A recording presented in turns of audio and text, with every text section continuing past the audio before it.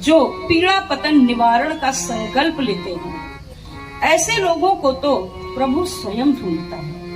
कबीरा मन निर्मल भया, जैसे गंगा पाछे पाछे हरि फिरे, कहते कबीर कबीर कबीरा, कहते कबीर कबीर। कबीरा मन जैसे गंगा पाछे पाछे हरि फिरे, कहते कबीर कबीर कबीरा, कहते कबीर कबीर। तो पवित्रीकरण करके पवित्र मन से हम आज यहाँ बैठे हैं, बिंदी लगाना है। और यहाँ पर अब अगली क्रिया है चंदन धारण और रक्षा सूत्रम की। तो गीता बहन सबके चंदन लग गया है? अच्छा, तो जिसके नहीं लगा है वो हमारी बहनें स्थान पर जाकर लगा देंगी। देखिए, चंदन धारण से लेकर के कोई भी जो धार्मिक क्रिया होती है उसका एक वैज्ञानिक महत्व है, लेकिन हम उसके वैज्ञानिक महत्व को नहीं जानते हैं और हमारी धर्म और संस्कृति के विनाश का यही कारण है। ये कर लो, वो कर लो, प्रश्न पूछता है बच्चा, क्यों? तो कोई जवाब नहीं। हमारी ये 10 उंगलियों के टिप्स से निरंतर ऊर्जा का प्रवाह होता है। शांति कुंज से लगभग 1 किलोमीटर दूर ब्रह्म वर्चस्व शोध संस्थान है, जहां पर अध्यात्म का वैज्ञानिक प्रतिपादन होता रहता है। करोड़ों रुपए लागत की मशीनों से यह पता लगाया जाता रहता है कि आध्यात्मिक क्रियाएं हम जो करते हैं, हम जप अनुष्ठान तपश्चर्याएं करते हैं, इनका हमारे शरीर पर, मन पर, स्वास्थ्य पर क्या प्रभाव पड़ता है। प्रयोगों से सिद्ध हुआ है कि हमारी उंगलियों से भिन्न भिन्न प्रकार की ऊर्जा निकलती है और सबसे सकारात्मक ऊर्जा दाहिने हाथ की अनामिका उंगली से निकलती है। इसलिए हम तिलक लगाने में दाहिने हाथ के अनामिका उंगली का प्रयोग करते हैं। आज्ञा चक्र पर हल्का सा दबाव देते हुए ऊपर उठाते हैं ताकि हमारी मानसिक शक्तियों का ऊर्ध्व गमन हो। डॉक्टर चंद्रवंशी ने बराबर चक्रों के बारे में बार बार बताया, चित्र बना बना कर बताया। तो ये चंदन धारण के पीछे जो तर्क है वो यही है, आज्ञा चक्र का जागरण, मस्तिष्क का शीतल रहना। तो हम चंदन लगाते हैं, तो सभी लोग चूंकि धारण कर चुके इसलिए आइए भावनात्मक दाहिने हाथ की अनामिका उंगली आज्ञा चक्र पर लगाएं, हल्का सा दबाव दें, ऊपर को उठाएं। ओम चंदनस्य महत्पुण्यम पवित्रम पापनाशनम आपदाम हरते नेत्रम लक्ष्मीस्तिष्ठति सर्वदा। और ये भी सिद्ध हुआ है कि जो तर्जनी उंगली से नकारात्मक ऊर्जा का प्रवाह होता है।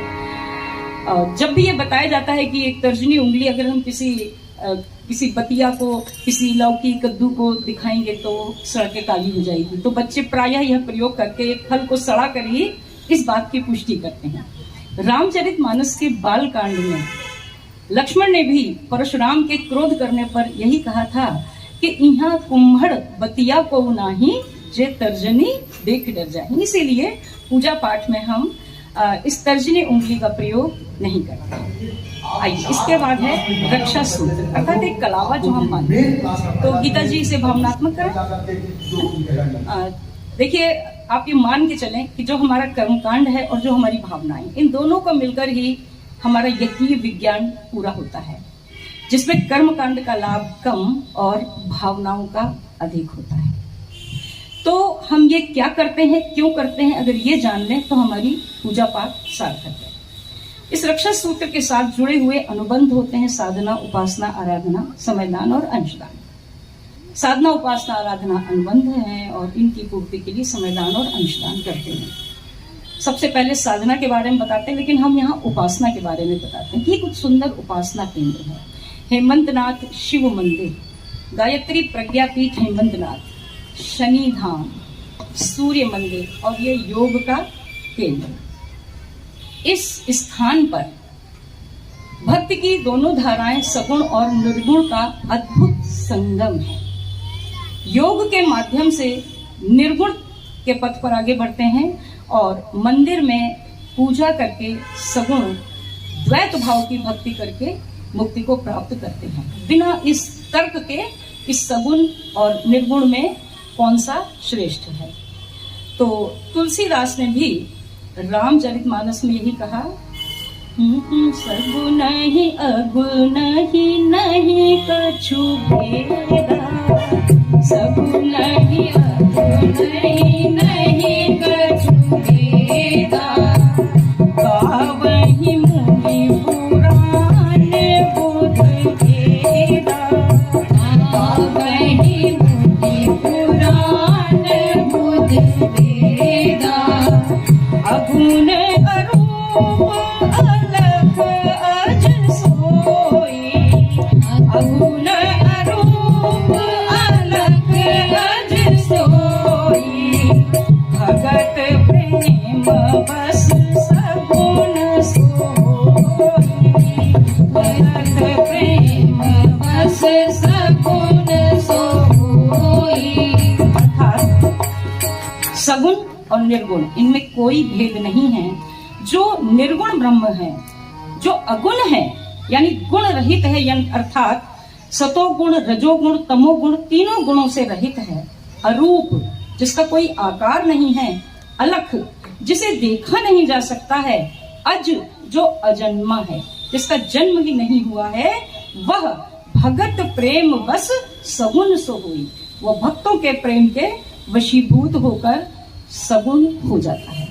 उपासना का क्रम इस प्रांगण में और इस प्रांगण से जुड़े हुए व्यक्तियों के घरों में सर्वत्र बहुत ही सुंदर ढंग से चल रहा है। कुछ लोग योग मार्ग पर चल रहे हैं, कुछ लोग द्वैत भाव की भक्ति कर रहे हैं और सभी अपने लक्ष्य की ओर अग्रसर हैं। आइए बात करते हैं साधना की। यूं तो हम लोग दीप यज्ञों में गायत्री, जप साधना, अस्वाद साधना आदि की बात करते हैं, लेकिन चूंकि यह शिविर के समापन का दीप यज्ञ है, इसलिए यहाँ की साधना केवल एक है और वह है लोगों की पीड़ा के पतन के निवारण के लिए अपने को तैयार करना। हम जब भी दान देने चलते हैं तो हमारे पास पहले धन होना चाहिए, हमें धन का अर्जन करना चाहिए। जब धन होगा तब हम उसे वितरित कर पाएंगे, तो जब हमें खुद ही नहीं आता है तो हम कैसे करेंगे। तो हमारी ये साधना है कि हम इस जो अगला 7 दिवसीय कोर्स है, पाठ्यक्रम है, उसे पढ़ करके हम पूरा ज्ञान प्राप्त करें और हम अपना भी कल्याण करें और दूसरे का भी कल्याण करें। कभी ये ना सोचें कि हमने जितना यहाँ सीख लिया उतना पर्याप्त है, हम भूल जाएंगे इसको, ये पक्का मानिए। आज जो आपके अंदर जो ऊर्जा दिख रही है ना, ये आग में पड़े हुए गर्म लोहे की ऊर्जा है। ये लोहा जैसे ही आग से बाहर गया, ये काला होकर, ठंडा होकर कठोर हो जाएगा और पुनः उसी आकार को ग्रहण कर लेगा। तो हमें उस पाठ्यक्रम को पढ़ना ही होगा, निरंतर अभ्यास करते ही रहना होगा, क्योंकि सरस्वती भंडार की बड़ी अपूर्व बात, जो खर्चे त्यों त्यों बढ़े और बिन खर्चे घट जाए। तो ये हमारी होगी साधना और आराधना भी यही होगी। आराधना अर्थात लोक मंगल का काम। यूं तो लोक मंगल के हजारों काम है, पेड़ लगाना, पौधे लगाना, पशुओं को इतनी गर्मी है, पशुओं के लिए पानी की व्यवस्था करना, पक्षियों के लिए दाना पानी छत पर रखना, इत्यादि इत्यादि। और हमारे यहाँ जो बैठी हुई हमारे सम्मुख के प्रबुद्ध आत्माएं हैं, हम जितना बोल रहे हैं हमें उम्मीद है इसका 100 गुना कर रही होंगी। लेकिन इतने से काम नहीं चलेगा, लक्ष्य ऊंचा है। आज 100 लोगों से बात करिए तो 100 में से 100 लोग जो हैं वो कहीं ना कहीं किसी न किसी बीमारी से ग्रसित हैं। एलोपैथी में हम देखिए, शरण तो अंततो गत्वा हम एलोपैथी की ही जाते हैं, हम किसी भी पैथी को बुरा कह ही नहीं सकते। लेकिन prevention is better than cure. यदि हम एक्यूप्रेशर के माध्यम से, डॉक्टर साहब ने बताए वो तरीके छोटे छोटे जिनसे रोग ही नहीं होगा, तो अगर हम ये सब सीख लें, अपना उपचार करें, दूसरों का उपचार करें। मुझे लगता है संसार में इससे महान कार्य कोई दूसरा हो ही नहीं सकता है। तो हम सबको एक संकल्प ये भी लेना चाहिए और कि हम इस एक्यूप्रेशर प्रशिक्षण से जुड़ेंगे। और दूसरी बात यह है कि हम सभी लोग लगभग 50 पार के हैं यहाँ पर बैठे हुए लोग। प्रायः लोगों के मन में एक बात आती है, लोग पूछा करते हैं कि रिटायर होकर क्या करेंगे। और जहां उनका रिटायरमेंट के 10 साल बचते हैं, उल्टी गिनती शुरू होती है, उनके मन में ये प्रश्न कुलबुलाने लगता है कि अब हम क्या करेंगे, ये जो समय यहाँ देते हैं इस एनर्जी का क्या होगा, चलो पेंशन वेंशन जो भी मिलेगी उससे काम चलेगा। तो जब वो पूछते हैं तो फिर उनसे पूछा जाए कि भाई क्या सोचा है, सोच रहे हैं कोई अनाथ आश्रम खोल लेंगे। तो भाई आज तक किसी बच्चे को पाला पोसा है, किसी बच्चे की केयर की है? नहीं, अभी तक तो नहीं की है। रिटायरमेंट के बाद ही करेंगे, नहीं कर पाएंगे, कतई नहीं कर सकते, 100% नहीं कर सकते। तो किसी वृद्धाश्रम को खोल लेंगे, घर में कुछ बड़ा, हमारे पास फला जगह बहुत जगह है, एक वृद्धाश्रम खोल लेंगे। सबसे कठिन काम है वृद्धाश्रम खोलना। और वो जो वृद्ध जिनमें कोई आकर्षण नहीं है, बालक की भी सेवा करनी पड़ती है, वृद्ध की भी सेवा, दोनों की एक साथ, लेकिन बालक में अपार आकर्षण होता है, अपार प्रेम होता है, उसकी सेवा करना आसान होता है। वृद्ध की सेवा आसान नहीं होता है। क्या आज तक किसी वृद्ध की सेवा की है? नहीं, अब तक तो नहीं की है, कोई मौका ही नहीं मिला, तो अब नहीं कर पाएंगे। तो आइए आज से हम अपनी और अपने जैसों की, अपने से बड़ों की, अपनों से छोटों की सेवा करें। कहीं ना कहीं वैक्यूम है हमारे अंदर, चाहे आर्थिक आधार खिसके हुए हो या परिवार का प्रेम न मिला हो। जब आप इस प्रशिक्षण से जुड़ेंगे, एक स्थान पर आकर एक सुंदर सा फिर एक परिवार बनेगा, एक दूसरे के सुख दुख के भागीदार होंगे। परिवारों से संतप्त लोग यहाँ शीतल छाया का अनुभव करेंगे, क्योंकि परिवार में मिल नहीं पाती हैं, वो हीलिंग नहीं मिल पाती है। रोटी कपड़ा और मकान मिलता भी रहे तो इमोशनल हीलिंग नहीं मिल पाती है, जो कि हमें चाहिए होती है। क्योंकि परिवार के जो लोग हैं उनकी मानसिकता भी कुछ ऐसी हो जाती है, मुंह पे कहें तो कहेंगे, नहीं तो पीछे कहेंगे अरे कान बधिर भय, आंख धुंधर भय, तो कहां से कान बधिर भय, आंख धुंधर भय, काशी गहरावे। पुत्र पौत्र सब कहे डोकरा, पुत्र पौत्र सब कहे डोकरा, मौत न तेरी आखे, ओ पाई कितनी है ओ मारिया, जाने ना पड़ी, पाई कितनी है ओ मारिया, जाने ना पड़ी। सतगुरु सुमिरे नाम भरिया, बीती उमरी, सतगुरु सुमिरे नाम भरिया, बीती उमरी। बहु सास से कहे रात दिन, रोट मुक्त के मारे, बहु सास से कहे रात दिन, रोट मुक्त के मारे। अरे झाड़ू तक का नहीं आसरा, झाड़ू तक का नहीं आसरा, बैठी छाती मारे, ओ कैसी बौरानी डोकरिया, आवे ना मरी, कैसी बौरानी डोकरिया, आवे ना मरी। सतगुरु सुमिरे ना बावरिया, बीती उमरी, सतगुरु सुमिरे ना बावरिया, बीती उमरी। तो जो कष्ट मिल रहे हैं कहीं से भी, वो सारे अभाव पूरे होने वाले हैं, क्योंकि जो सुख परिवारों में मिला और परिवार ने बच्चों का जिस तरह पालन पोषण किया, वही भारत की एक पहचान थी। आज भारत अपनी यह पहचान हो चुका है। पारिवारिक विघटन हो रहे हैं। अरे इतने रत्न दिए हैं कैसे, इतने रत्न दिए हैं कैसे, जिनसे देश महान है। भारत की परिवार व्यवस्था नर रत्न की खान है।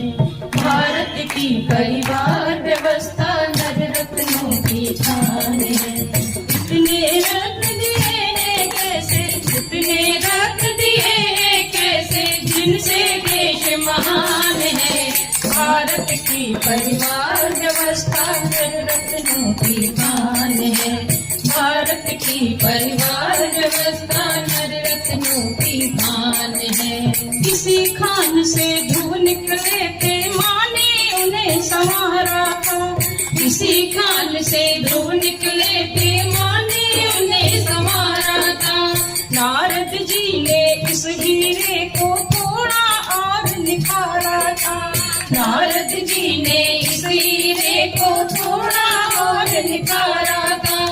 नभ में ध्रुव परिवार कीर्तिका, नभ में ध्रुव परिवार कीर्तिका, शाश्वत अमर निशान है। भारत की परिवार व्यवस्था नर रत्नों की खान है। भारत की परिवार व्यवस्था नर रत्नों की खान है। भारत की परिवार व्यवस्था नर रत्नों की खान है। तो ये एक हमारा छोटा सा परिवार पुनः बनेगा और फिर से